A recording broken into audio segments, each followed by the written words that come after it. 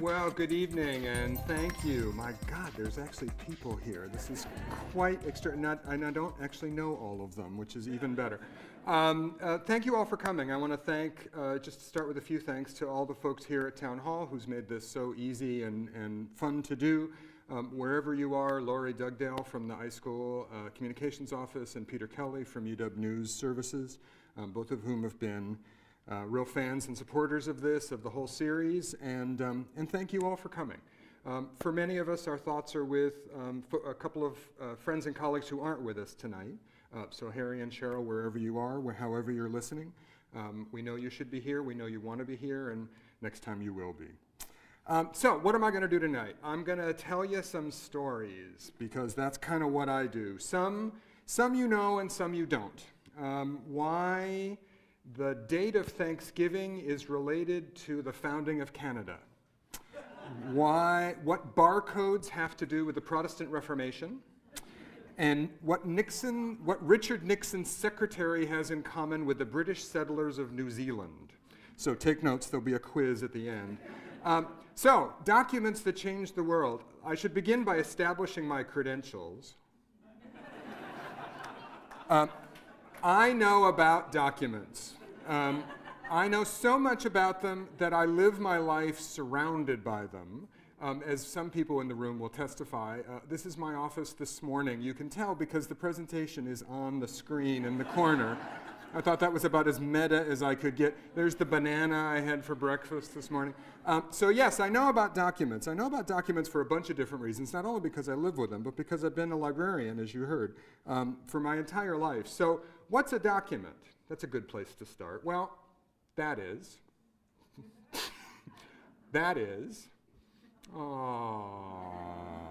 yes, thanks to Terry, too, wherever he is, because without him, none of this ever actually really happens. This was us at the Olympics. This is a document.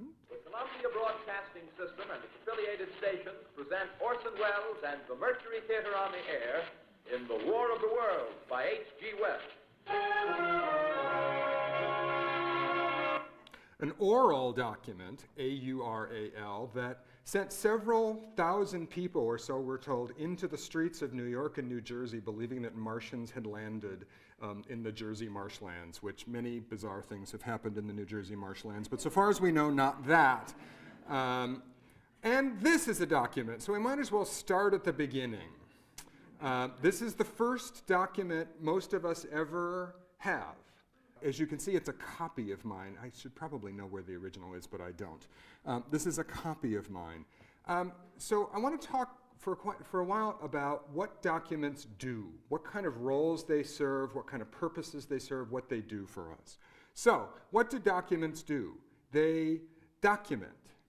Thank you all for coming. You've been a great audience. Questions?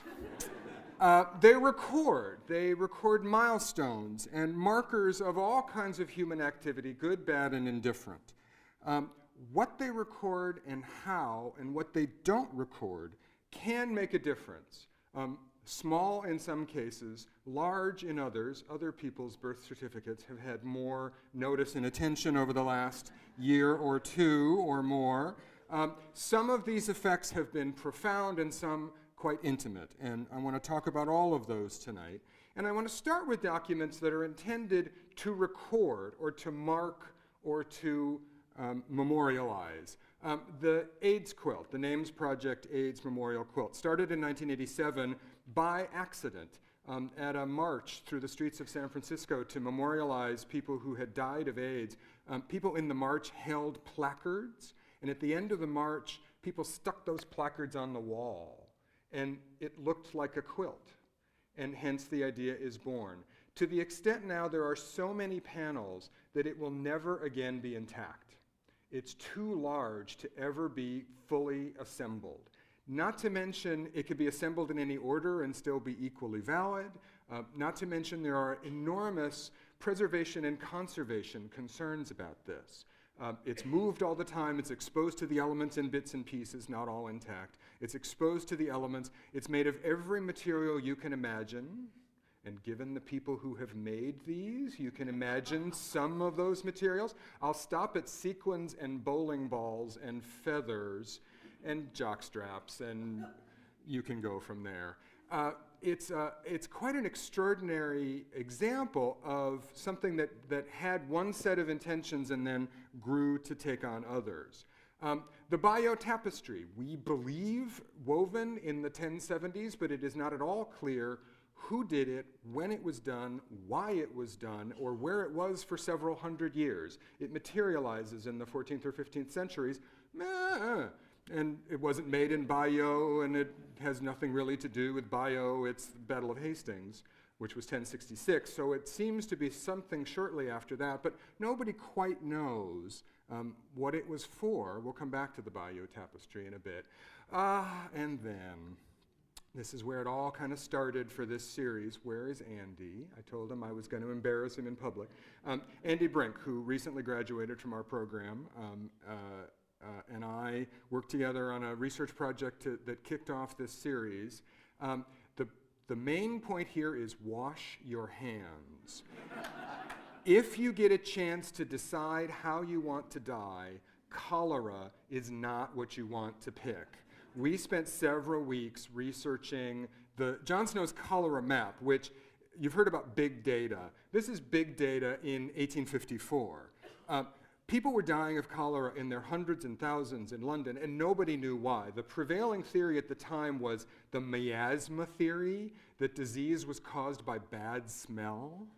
And there was a lot of bad smell to be had in London in 1854, don't get me wrong, but that wasn't what was doing it. But you have to get people over the idea that is what causes it. So John Snow, just a physician in London at the time, puts together several pieces of data, puts together statistical data, puts together anecdotal data from people walking around the neighborhood, puts together questions he asks people about where you get your water.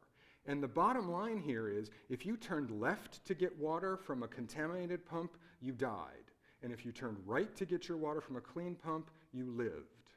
John Snow figured that out. He was able to consolidate many different kinds of data into a really easy and actually quite beautiful map that answered the question about where cholera came from and how it was transmitted. Begins epidemiology, begins public health, largely begins what we would today think of as geographic information systems, all by drawing these little dots on the map by hand. The most interesting thing from our perspective when Andy and I were doing this was, where is the map? It's the sort of thing that people in the library and archival business and museum business are really interested in. Where is the map? Nobody else seems to care. There's an entire book written about this called The Ghost Map. Great book.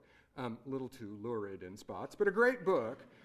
Makes absolutely no mention of where the map is. The John Snow Society in London has no idea and doesn't care where the map is. So it's not, and this is a case where it isn't the map itself, it's what the map did and what it started and what it solved. Does anybody know what the human creation that has gone the furthest is? It's Voyager. And on Voyager is the golden record, sometimes called the golden disc. This was created in the middle 70s to, if somebody ever finds Voyager, and if you've seen the first Star Trek movie, we know the answer to that. We can hope for a better outcome than the first Star Trek movie. You could hope for a better movie than the first Star Trek movie. There is a gold-plated record album, record album, that includes instructions on how to build a player to play the golden record, because it's not like, aliens have hi-fi with 33 1/3 RPMs. It also tries to say where the solar system is, and on the other side there are pictures, engravings of a man and a woman. This is meant to document the entire human species through about 20 pieces of music. Mostly Western classical music, which is a little disappointing, but Johnny Be Good, Chuck Berry is on there too, so at least there's hope. Some documents are meant to declare or proclaim. Inter Gravissimas, this was the other one that Andy and I did the first, as we just began doing these. Inter Gravissimas is the papal bull, B-U-L-L, papal edict that established the Gregorian calendar. The calendar was way out of whack. Easter was being celebrated earlier and earlier because the sun and the moon don't line up calendrically speaking, which is why the Jewish calendar, Jewish holidays float through the year, why the Islamic calendar always floats through the year. Ramadan comes at a different point in the year every year. And so if you follow a lunar calendar, you get one way of reckoning the year, and that's months. You go by the sun, you get years, and they don't work. So somebody had to fix it, and in 1582, the only person who could fix it is the Pope. So the Pope signs a document. There was a commission, there was a comment period. It was almost like Seattle. There was a comment period, people sent comments, and then the Pope just signs it. You see the guy pointing there, he's pointing to the zodiac to try to line it all up properly. The Pope said, and only the Pope, and not much later after this, the Pope would not have been in a position. As it was, this took centuries for the Gregorian calendar to make its way throughout Europe, because this is also the beginning of the Protestant Reformation, not to mention the rest of the world, not to mention there are still large chunks of the world that do not use the Gregorian calendar. Other proclamations and declarations, the date of Thanksgiving, Franklin Roosevelt tried to move the date of Thanksgiving by presidential proclamation a week earlier in the 30s to encourage Christmas shopping, and took a lot of crap for it. If you've ever seen Holiday Inn, the movie Holiday Inn, you know at the end there's Thanksgiving and the turkey goes back and forth between 2 weeks in November for Thanksgiving. That's what that's all about, is that they kept changing their minds about the date of Thanksgiving. But the date of Thanksgiving is by presidential proclamation. The founding of Canada, the Hudson's Bay Company that ruled Canada, a company that ruled Canada for centuries, that was by royal charter. That's the King of England saying, you get it all. Do whatever you want. And the King of England gets to do that because there was kind of nobody else to do it. Some documents codify or organize or structure. Sequoia's syllabary. So Sequoia, who creates it's not an alphabet, it's a syllabary. And you see his name rendered in his own characters. Those are Unicode characters for Cherokee. That's kind of cool. For the Cherokee language. To create a written record for the Cherokee language, and he's pointing to his own syllabary. Daniel Webster does this to create the first dictionary of American English. Melville Dewey, God help us, did this for the entire human set of knowledge, and we all know how well that went. Henry Robert codifies the rules for running meetings, which we now call Robert's Rules of Order. Because he's called upon, he's a civil engineer, he's a military engineer, wound up being the head of the U.S. Army Corps of Engineers for 3 days before he retires. Everybody needs a pension. Robert is called on at one point to chair a meeting, and he doesn't know how to do it. And most of us would just get frustrated and kick something and bitch about it. He decides he will never be in that position again, so he writes down a set of rules, which is now a big fat book, which keeps the National Association of Parliamentarians in business. And just think about their meetings for 1 second. 1 second. So Sequoia and Webster and Dewey and Robert all provide order. They make order out of chaos, but one person's order. And they got there first. Some documents are intended to inspire. Here's the first document. This is not what you think it is. This has become Rosie the Riveter. This has become the picture of Rosie the Riveter that we all know. It's been adopted and co-opted and used in lots of different ways. This is not Rosie the Riveter. This is an in-house poster that was put up, you can just see it at the bottom, by the Westinghouse Company for their own workers during World War II. This is Rosie the Riveter. This is the song. So the poster is 1943 and was never seen in public until well after the war. The song is 1942, so this is the sheet music for the song. There was also a Saturday Evening Post cover by Norman Rockwell in late 1942 that was entitled Rosie the Riveter. And there was a real Rose who worked in a war production factory in Detroit, I think. So the song is based on her. The poster has nothing to do with Rosie the Riveter, but it has become that because that's what everybody thinks. Other unintentional other documents also become important in unintentional ways. Oh, wait, okay. Here's the random shameless iSchool plug that I was told I had to do. For the information school at the University of Washington, which, okay, they pay my checks, and half of you have been related to it at one point or another. And that was the best image I could grab, and I can hear Mike in the background, our Dean Emeritus, Mike Eisenberg. So this is the random shameless iSchool plug, and this was the best place I could think of to put it. Some documents become famous unintentionally. This is the Bible that Abraham Lincoln used at his first inaugural. Abraham Lincoln and his family had just moved from Illinois, and their books hadn't gotten there yet. So he was on his way to his inaugural, and they didn't have a Bible.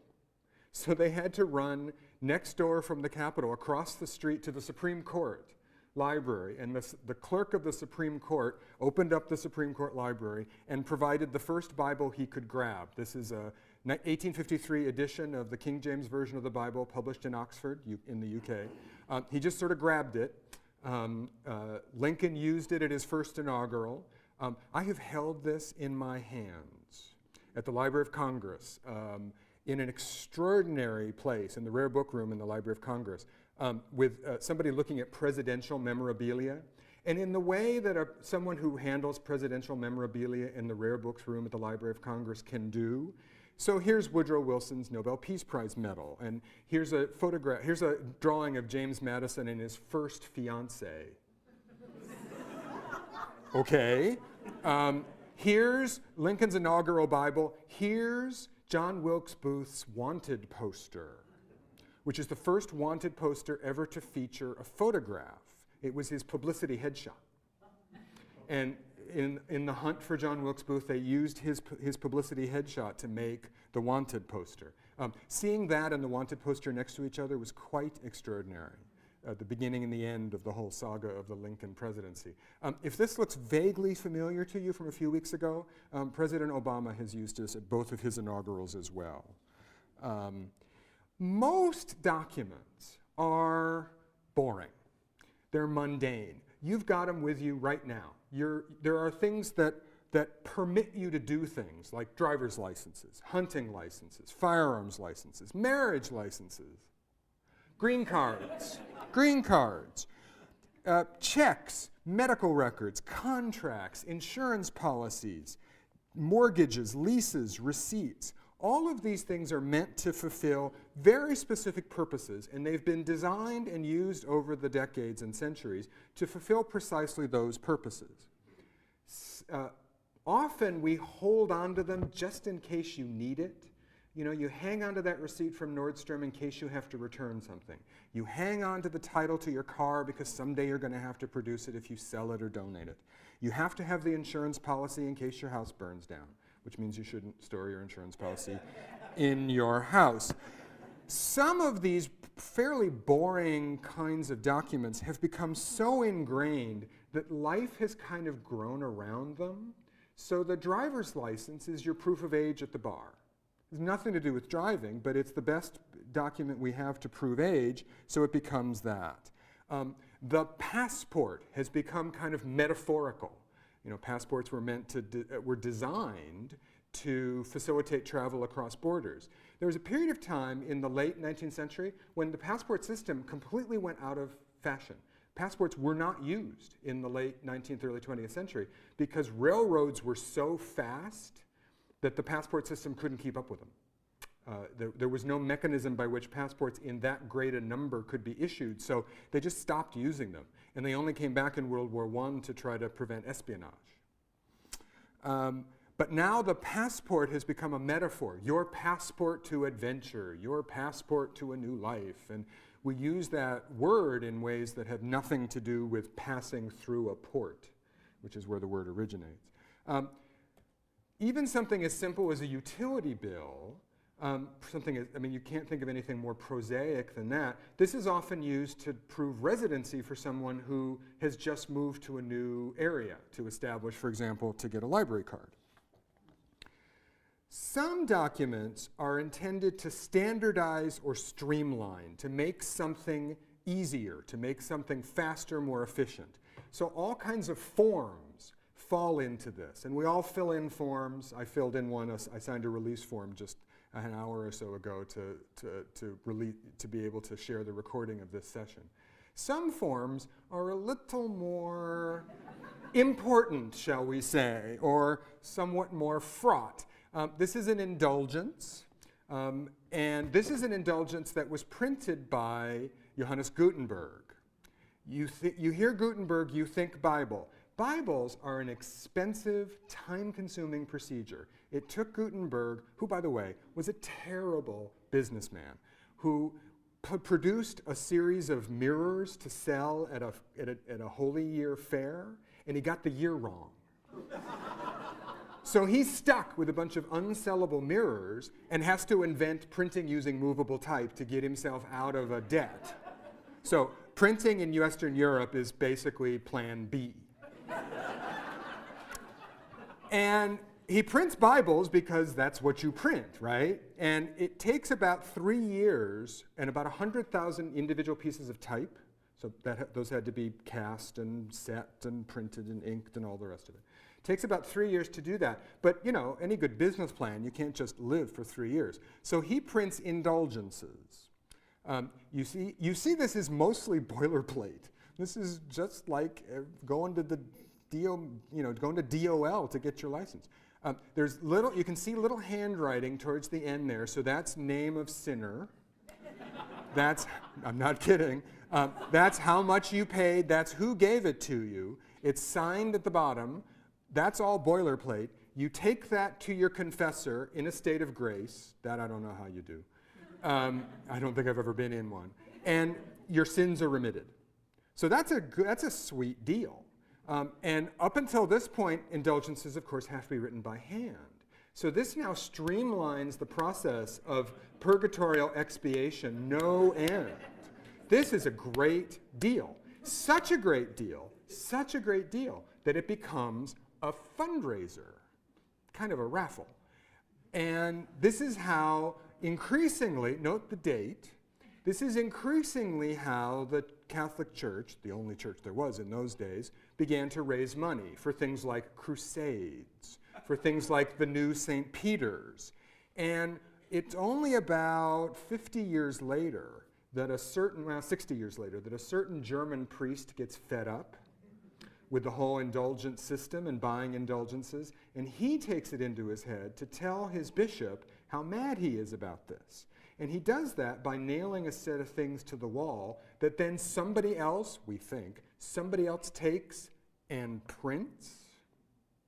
And the 95 Theses become distributed throughout Germany, and the Protestant Reformation begins. Printing not only causes the Reformation twice, causes indulgences to be far easier to get, causes Luther to be able to spread his message much more widely. Luther becomes the first publicly recognizable figure in Western Europe. It's 8 o'clock. At some point. Luther becomes the first publicly recognizable figure in Western Europe because his image is reproduced by printing. And so this kind of document, the Bible only comes 3 years later. The indulgence is 1452. The Bible was 1455. This is the document that makes Gutenberg a successful businessman. Just one more word on the Gutenberg Bible. Those are trophies for collectors. Even having a page is quite a feat for many repositories and collections. If there's any Canadians in the audience, there are no Gutenberg Bibles in Canada, and they're pretty steamed about it. To the extent, there's like 7 in Manhattan, the Morgan Library, New York Public, and whatever. And there's like a few scattered leaves throughout Canada, and they're kind of cranky. So don't bring it up when you go to Canada. Don't bring up the Gutenberg Bible. This is the dullest thing you will ever read. If you take it into your head to read this, this is the dullest damn thing you ever saw. This is the internet. This is the document, RFC 791, RFC Request for Commentary. This is RFC 791 from the IETF, the Internet Engineering Task Force. This is the document that lays out how the internet works. All the mechanics and guts and packet switching and all the rest of it that makes the internet work. And just think about that for 1 second. It's a printed document that makes the internet work, formatted to look like a printed document, and this is a digital thing, but it's formatted to look like print.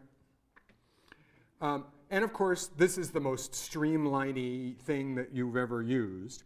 This is the Universal Product Code that's on now everything, on stuff at the grocery store and books and all kinds of products, giving way now fairly quickly to QR codes. The first UPC code that was scanned was in Troy, Ohio, 1974. It was juicy fruit gum, and it rang up at 67 cents. Don't say you didn't learn anything tonight.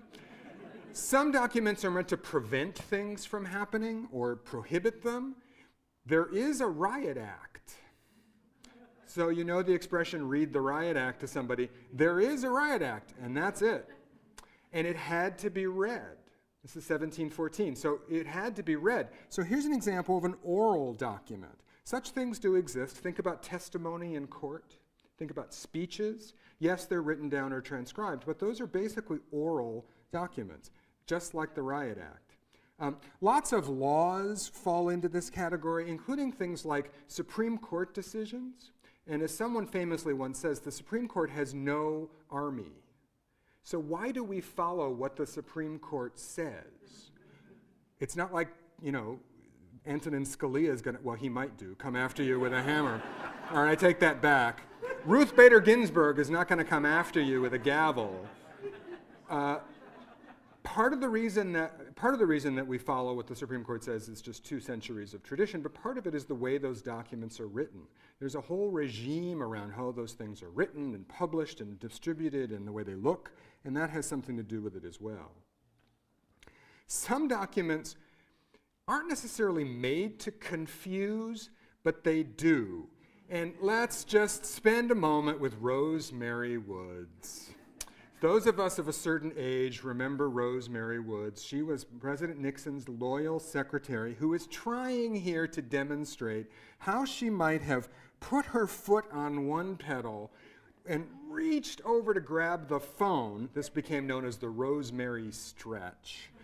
Looks like kind of like yoga now. And that's how she accidentally erased, she said 4 minutes out of a conversation in the executive office in 1972. Nobody bought it. Nobody knows. The gap is not silence. It's just a bunch of really annoying buzzes. Several buzzes, and you can hear them change. Yes, I did listen to the 18.5-minute gap. This is what I do for your edification, is listen to the 18.5-minute gap, which comes right as the president and John Ehrlichman are talking about the Democratic Convention that's coming up, and when it's over, Ehrlichman is talking about how much he liked the movie Hot Rock.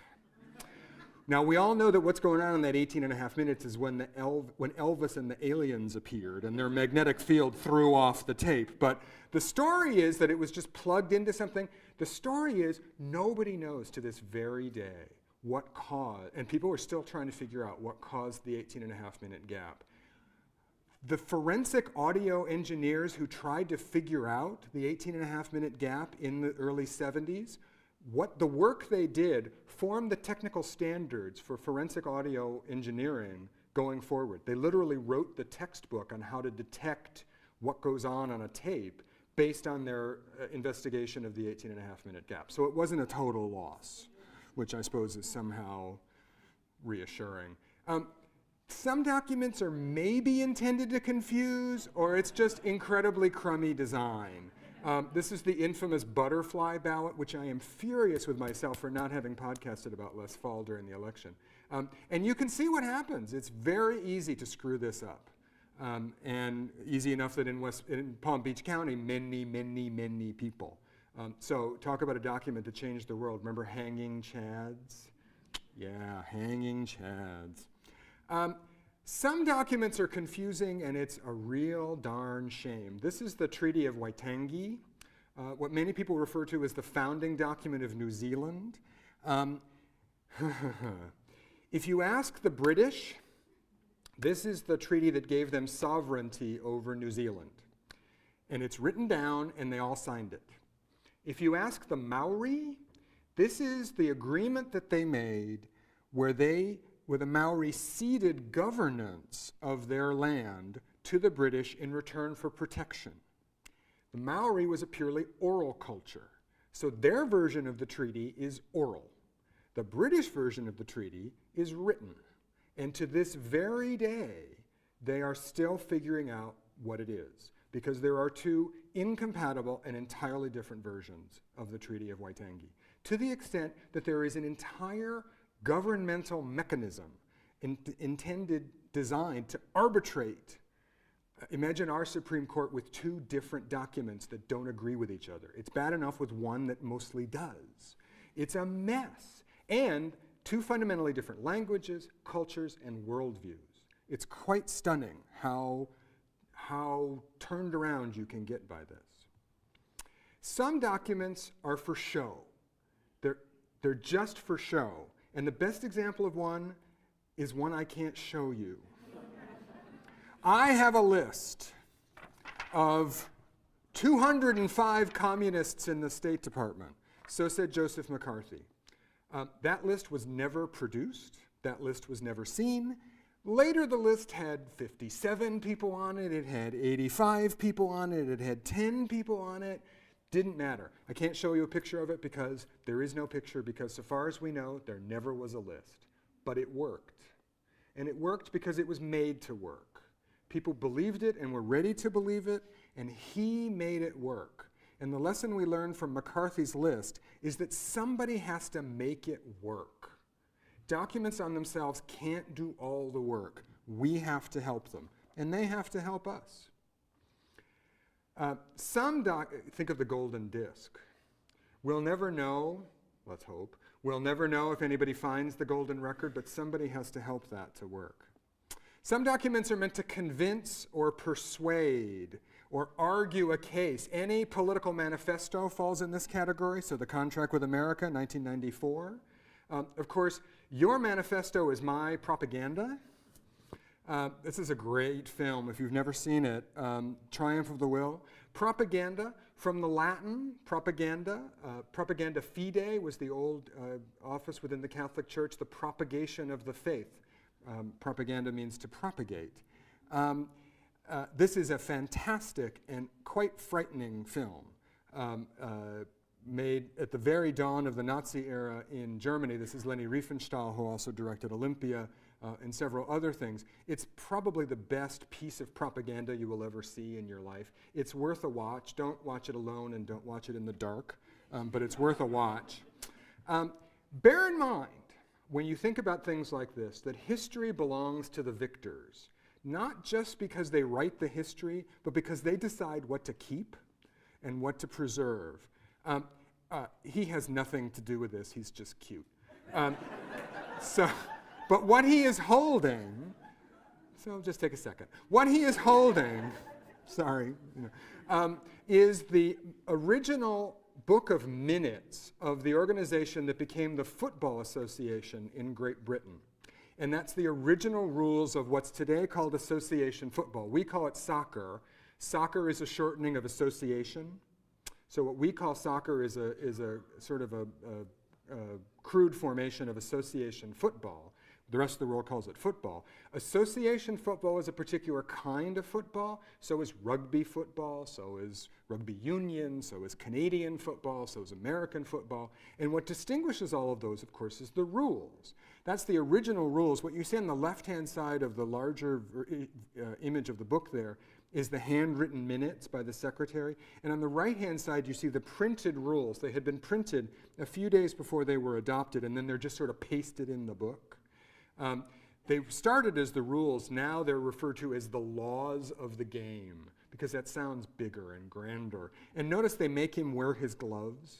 That's not exactly the gloves one usually uses to hold archivally sensitive materials, but it's every time you see somebody handling this book, it's handled with great reverence, and it's the original minute book, and oh my God, these people go a little crazy about it.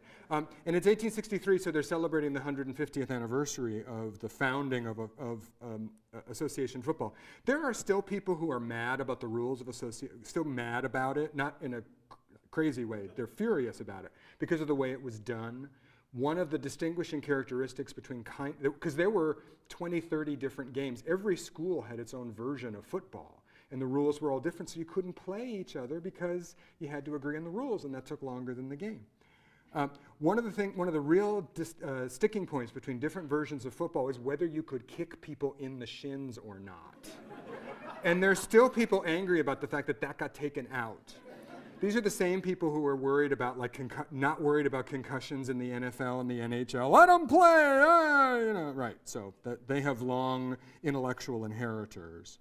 The most disputed and contentious document, I would be willing to say, of all time is the Bible. No date to put on it, because there ain't no date to put on it. We believe the earliest manuscripts that represent what is today Old Testament texts go back, that'd be 3,500 years ago almost. That's a traditional date, which means we are guessing. And it's still being retranslated and repurposed today.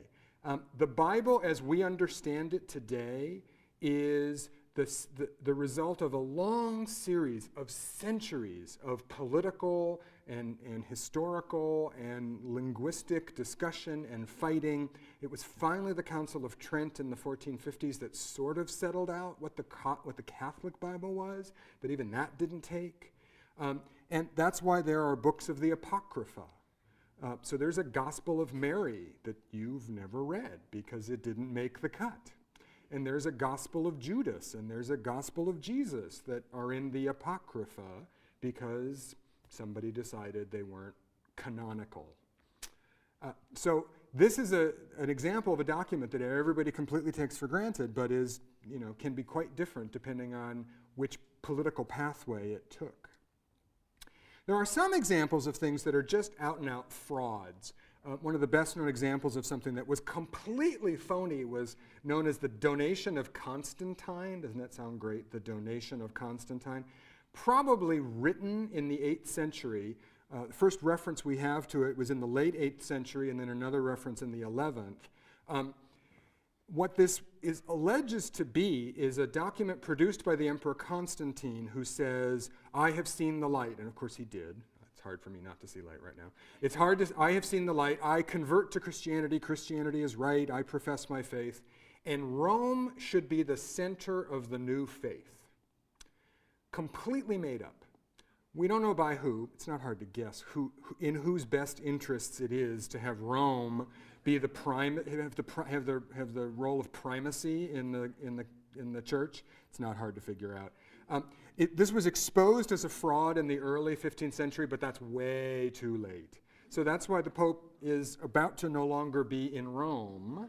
That Pope Benedict has a few hours left before he's whisked off by helicopter to Castel Gandolfo. And then we just heard today he's going to be the Pope Emeritus. Oh, can't they do better than that? I mean, I'm going to be emeritus someday. I mean, please God, can't they come up with some pontifex bye-bye or something like that? I mean, you'd think they can do something better than that. So that's an example of an intentionally forged, an intentionally faked document. This is one of the better known contemporary, it's not a forgery and it's not a fraud, it's just phony. This is the Protocols of the Elders of Zion. It's not forged because it is what it says it is, but it alleges to be the minutes of meetings for the Jewish conspiracy to take over the world. That's one of the less offensive images I could find.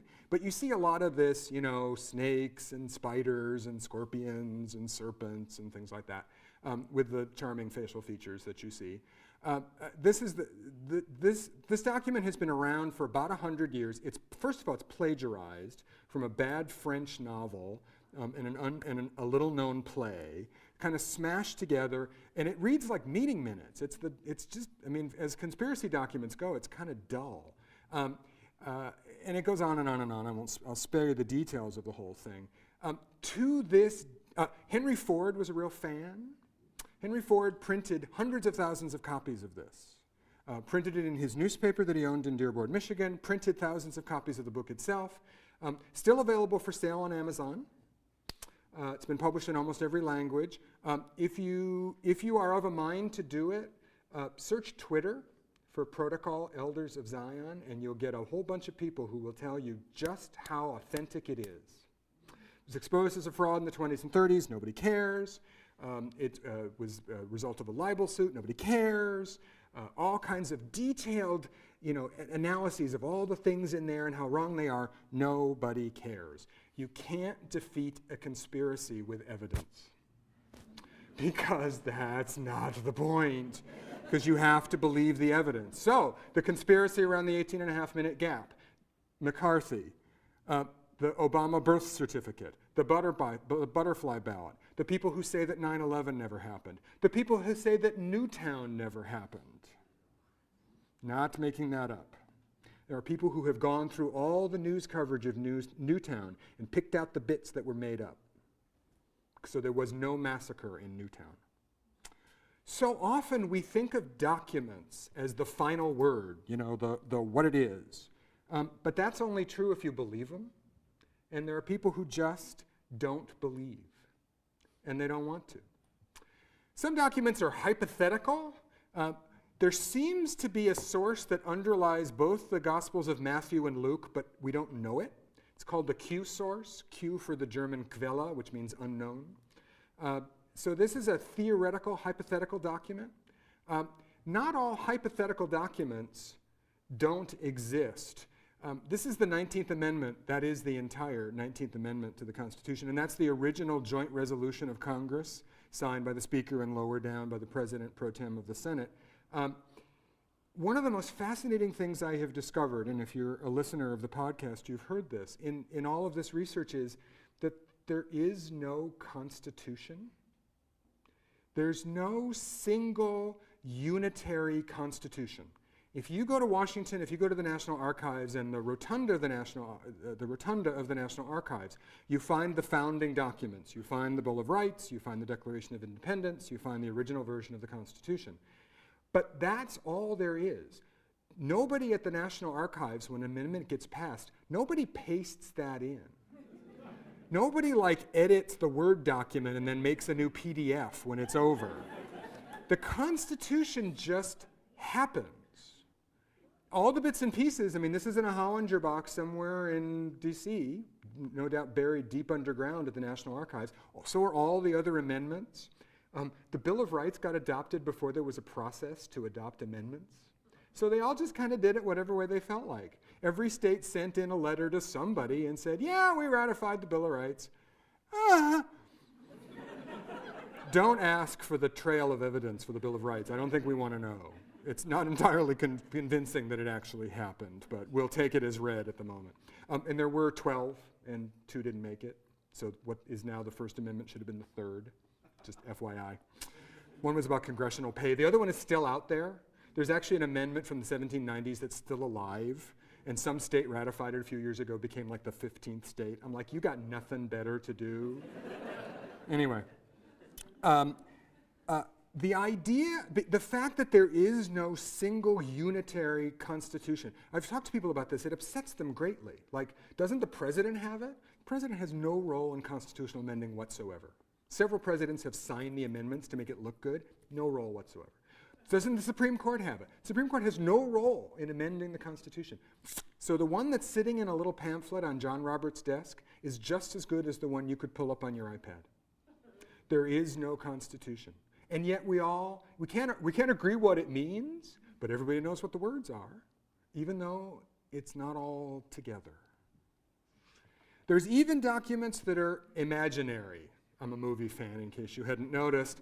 The letters of transit, this is the scene early in Casablanca where Peter Lorre's character is describing to Humphrey Bogart's character about, he's got the letters of transit, and which are supposedly signed by General de Gaulle. Why in the world would the Germans give a crap what General de Gaulle was saying in 1942? Makes no sense. But the first scene of the movie is about letters of transit, and the very last scene is Rick gives them to Ilsa. Sorry, I don't want to give away the ending of Casablanca. But I just did. Sorry, spoiler alert. Right. Spoiler is another great example of a kind of document, like people who intentionally spoil movies and stuff. Oh my God. I don't get that. That's just sickness. It's a sickness. So Rick gives the letters to Ilsa and Laszlo at the airport, and off they fly off of the wet runway in the Moroccan desert. I don't get that either. It's just weird. But there are no letters of transit. There's no such thing. The play, Everybody Comes to Rick's, that the screenplay is based on, it was made up for the play. Nobody seemed bothered by the fact that it doesn't exist. It's a MacGuffin. In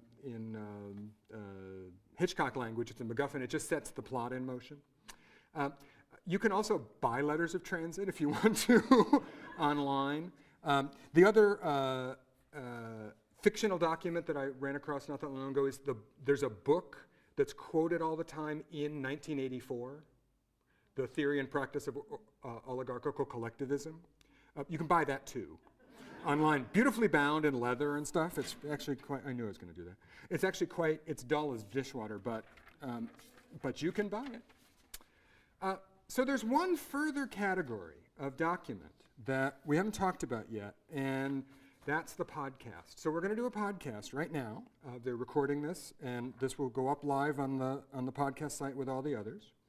And you're about to learn a dark secret about something you probably see all the time around here. So I'm going to try to do this as I would normally do it. I may run a line back or two because that's what I'm not used to doing this with people watching. This is usually me hunched over in my office at home trying not to spit on the microphone. So this one's going to sound really good. So here we go. Isn't it frustrating when you get a great idea, but you're just not in the right place for it? You know the drill. You're driving in the car, taking a walk, in the shower or in a bar, and it strikes the answer to world peace or the next great hit song or just the right words to finally break off a problematic relationship. But how to get it down? You reach for whatever's handy, furiously scribble something, and then you can relax, secure in the knowledge that your deathless prose or monumental design is now safe and preserved for the ages. Lots of ideas get no further than that. In the cold light of day, once the mojito has worn off or the steam from the shower has subsided, inspiration can often dissipate too. Now and then, though, a great idea, no matter how modest its beginnings,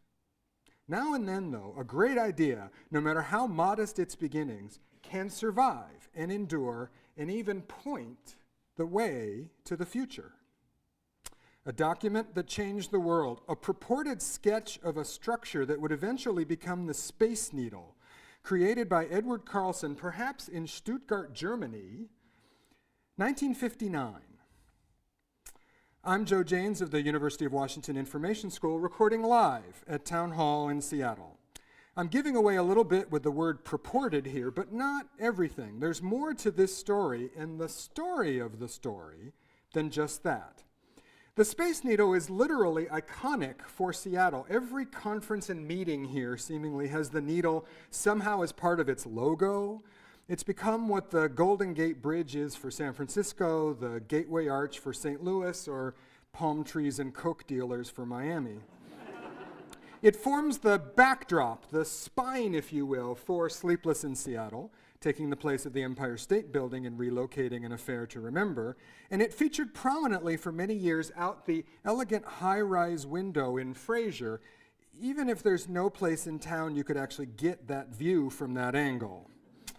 It doesn't take long living in Seattle before the story is heard how Edward Carlson, universally known as Eddie, civic leader, self-made man, president of Western Hotels, and chairman of the 1962 World's Fair Commission, travels to Europe in 1959, perhaps with friends picking up a car in Stuttgart. A local there tells him if he only has one night in town that he must eat in the TV tower that offers a spectacular view of the countryside. He's struck by the idea of it, a restaurant in the sky. And this is where the story starts to diverge. At breakfast the next morning, on a placemat, he doodles a picture of a spire with a flying saucer at the top. That's the story that he tells in his memoir and that is recounted in the official story of the fair. Or, at a souvenir stand, he picks up a postcard of the tower, scribbles a drawing on the other side, and sends it back to Seattle. Or he brings the postcard back with him. Or, as Carlson himself recounted in a 1981 interview, it's on a napkin. A story that gains ground after a television interview a few years later in which he helpfully redrew it. Although to me that looks much more like an elephant doing yoga than the Space Needle. This image is apparently the one most often found in histories of the event, including at Mohai. But no matter how detailed or colorful or entertaining the story, no original drawing has surfaced. The fact that there isn't a definitive version of this, that no museum or family member claims the original official sketch, doesn't seem to bother anybody. But the stories persist, largely because it feels like there ought to have been something. There's always a starting point for an idea or an innovation, and the cocktail napkin is a common and convenient trope, shorthand for the haphazard beginning of the creative process. The bolt from the blue, offhand, momentary, happenstance, when one reaches out to grab whatever's at hand. Stories are also told, as true today as they ever were, of other great notions that started unpretentiously. In 1957, Richard Berry hears a song he likes, goes to the men's room to grab what's available, and writes the lyrics to Louie Louie. Francis Scott Key, temporarily held by the British during the 1814 bombardment of Fort McHenry, composes the lyrics to what would become the Star-Spangled Banner on the only paper he has, the back of a letter. On his way to commemorate the Battle of Gettysburg, Abraham Lincoln makes a few notes on the back of an envelope. And the perfectly aptly named Arthur Laffer, out for drinks with Donald Rumsfeld of an evening in 1974, draws a simple graph on, wait for it, a cocktail napkin under his wine glass, and the Laffer curve and trickle-down economics is unleashed on an unsuspecting world. Why do we sketch or jot or dash off ideas? And why are so many of those words so short? To have a record, or more precisely, to have something to record our ideas on, to give them tangible form, to have something to show, to demonstrate, to remember. This protects the idea, including legally, as intellectual property. You can't copyright an idea, but you can when it's on a placemat. And there are more than a few people who claim their share of credit for the needle's ultimate design. Doing that on the proverbial cocktail napkin adds to the mystique, the grand idea emerging from humble beginnings. Recording it also freezes it, gives it form and boundaries, and often a sense of incompleteness when you can't quite get it right, also a frequent companion in the creative process.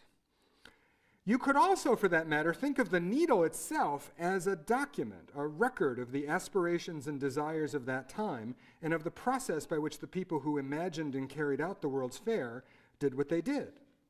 Furthermore, it's part of Seattle's expression of itself, the kind of mid-century jet-set image that set the pattern for how the city and the region saw itself and came to be known. The theme of that fair was Century 21, and its proto-space-age outlook inspired many, not least the design team of the Jetsons, who took the needle as inspiration for the sky-high apartment buildings. And then there's the story of the story. This is how myths, in the colloquial sense, get started, some simple act that over the decades becomes layered over with gauzy half-memory. Lincoln didn't write the Gettysburg Address on an envelope. Several drafts have been found, including one on official stationery. But it makes a terrific story. The great man drafting a few scattered notes to deliver one of the greatest, most eloquent statements in the English language, which he no doubt did, just not quite that way. So this is, perhaps, the story of a document that never existed, or more likely, one that's lost. At some point, though, there had to be something. No project that complex and involved could even remotely begin, let alone be completed, without plans and records of documents of all kinds, from drawings to budgets to schedules. The urge to get it down, to begin and to foster the process of creation by somehow recording your ideas, endures, whether that's on a cocktail napkin or a whiteboard or an iPad. Digital scribblings have their attractive qualities too. They're much easier to share and perhaps to manipulate and collaborate around, if less romantic. Given the modern proliferation and proximity to mobile information devices, the likelihood of being without a handy way to record the next great idea is pretty low. One wonders what the tablet version of a cocktail napkin would be. Actually, one doesn't have to wonder. Among the wide variety of sketching and doodling apps, there are several that use the napkin as a metaphor, proving once again that a good idea is a good idea, regardless of the medium. And that's that.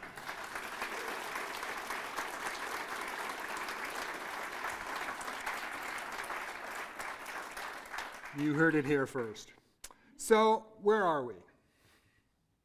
Well, I'm right there.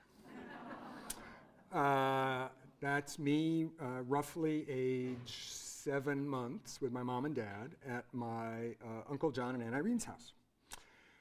For most of human history, documents have been rare, unusual, special.